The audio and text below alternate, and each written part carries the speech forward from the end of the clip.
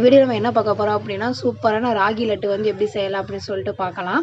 அதுக்கு நான் ராகி மாவு வந்து 1 கப் அளவு எடுத்துருக்கேன். அதில் தேவையான அளவு உப்பு சேர்த்துட்டு கொஞ்சம் கொஞ்சமாக தண்ணி சேர்த்து சப்பாத்தி மாவோட கொஞ்சம் வந்து தண்ணியை வந்து பிசைஞ்சுக்கலாம். அடை போடுவோம் இல்லையா, அந்த அளவுக்கு வந்து இந்த அளவுக்கு வந்து பிசைஞ்சு எடுத்துக்கலாம். இப்போ நான் என்ன பண்ண போகிறேன்னா கொஞ்சம் கொஞ்சமாக தோசைக்கல்லை போட்டுட்டு எண்ணெய்லாம் வந்து விடக்கூடாது. எண்ணெயே இல்லாமல் சும்மா ட்ரையாக வந்து நம்ம இந்த மாதிரி ரோஸ்ட் பண்ணி எடுத்துக்கணும். இதே மாதிரி எல்லாத்தையும் வந்து ராகி ஃபுல்லாக ரோஸ்ட் பண்ணி எடுத்துகிட்டு குட்டி குட்டியாக பிச்சு பிச்சு கட் பண்ணி போட்டு வச்சுருக்கிறேன். இப்போ நான் வேர்க்கடலை வந்து கொஞ்சம் எடுத்துருக்கிறேன். வறுத்த வேர்க்கடலை தான், உங்கள்கிட்ட வறுக்காத இருந்தால் வறுத்துக்கோங்க. தோல் வந்துட்டு எவ்வளோ தூரம் நீக்க முடியும் அந்தளவுக்கு நீக்கி எடுத்துக்கலாம். இப்போ ஒரு மிக்ஸி ஜாரில் நம்ம அந்த ராகியை போட்டு ஃபஸ்ட்டு ஒரு சுற்றிக்கலாம்.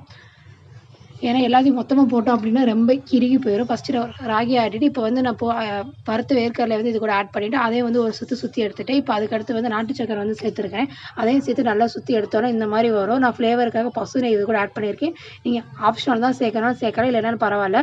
நல்லா பிசைஞ்சு விட்டுட்டு குட்டி குட்டி உருண்டையாக வந்து பிசைஞ்சு எடுத்துக்கலாம். உங்கள்கிட்ட பாதாம் முந்திரி பருப்பு இருந்துச்சுன்னா அது கூட சேர்த்துக்கோங்க.